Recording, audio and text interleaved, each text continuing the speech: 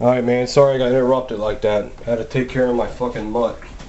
I was getting problems with my dogs.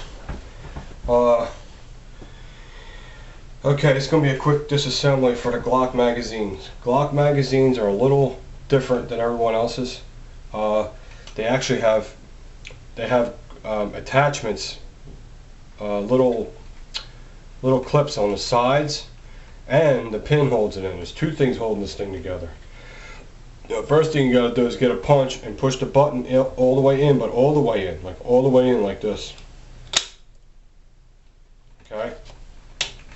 Then you gotta squeeze the sides of the magazine. You gotta muscle it. There it goes. And as soon as it moves a little, stop, because it'll come flying off and everything will come flying out like a fucking jack-in-the-box. Okay? So, it's half off. Now I'm gonna slide it off. Okay? Keep your thumb over it. That's the floor plate. Now the other floor plate, which I don't know the term, I'm sure someone will tell me. I like to hear correct me on gun terms, alright? Don't tell me about my fucking spelling. Okay, here's the internal floor plate that goes in there like that. And then here's the spring. You let it out easy with your thumb. Make sure everything's in the same direction so you don't get confused, just like you're reading a blueprint. Lay it down. Everything's in the same direction. Now the follower comes right off, real simple, and I love GLOCK followers. They're very, very durable. Clean it all up, put it back. Don't use oil on the inside of a magazine. You don't want to do that. Trust me. Don't use oil. Just, I mean, if you want it, you want to put it on your hand and just coat the spring, but I wouldn't use any oil. Clean it up, clean the inside of the shell out, and dry it. Make sure it's all dried, and when it's dry, put it back together. That's how you take the magazine apart. Make sure everything's in the same direction. Okay, you might have to go in like this and up to pass by this peg here. Push it up. Look at it. You can see it fits perfectly. Get the internal floor plate. You'll see the shape of the magazine, same shape of the floor plate. Make sure your titty's on the outside. Okay, and put it on. Push it down. And be careful when you're doing this. Okay, hold it with your thumb. Okay, get your floor plate. Okay, you're half on, and just push it till it snaps, and that's it. That's how you disassemble and reassemble a GLOCK magazine. Now remember, GLOCK magazines are being held here, here, and here. So when you push this down with a punch, push it all the way in, and then you got to squeeze the side of the magazine and pull it off. It's a bitch, but you'll get it.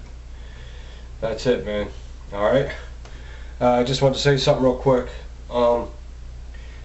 Be careful with these little guns. I almost had nothing bad, but when I was going to the bathroom, I had to do a duty, and I pulled my pants down, and my gun was inside like this. When I pulled my pants down, it fell on the floor up like that with the muzzle facing me.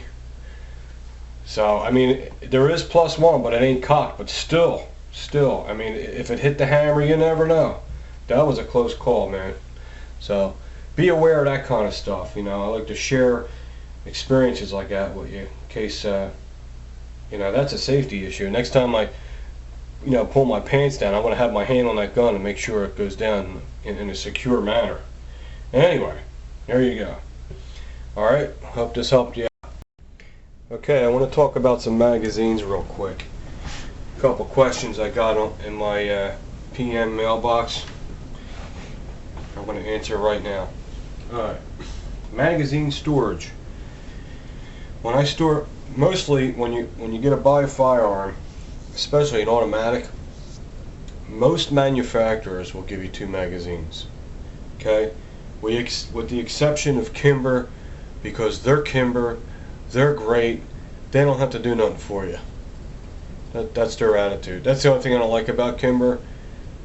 They make you pay $1,300 to $1,500 for a fucking for a 1911, and they give you one cheap ass fucking magazine with it. Not only do they give you one magazine, you have to upgrade it too. So, just letting you know, before you buy Kimber, get ready to get a mag. And if you do get a mag, you want to get the Kim Pro Tac Mag. They work best with Kimbers because Kimber makes them. Best thing, try to stay with the same company. Well, this is what I do. Here is my Glock 30 SF. This is an amazing weapon. I don't like to say weapon, but it's kind of, you know, this is amazing. This is an amazing self-defense firearm that makes you feel better. I did a lot to it. I put when you get a Glock, you can do a lot to them because there's a lot of parts for them. They're real easy to work with. They're easy to install parts and all. That's what's cool about Glocks. And they're really good guns, man. For the money, they're awesome. Trust me. For $500–600, you got an awesome firearm. If you don't have one and you're a gun collector, you really should get one. I'm not a gunsmith. I installed an extended takedown lever. I installed a slide stop, you know, so it sticks, the ones that stick out more, so you can get your thumb on it. And I installed the steel guide spring rod. As you can see, it's open. There's nothing in there. Empty magazine. So, but I don't want to get into that. I've explained that before. What I want to tell you about is when you have magazines and they're loaded like these two, and you put them in your gun safe or wherever you put them, and you have 2 of each, what you want to do is once in a while, maybe like once a month or once every 2 months, take your empty magazine like this one and transfer the ammunition. Okay, transfer the ammo.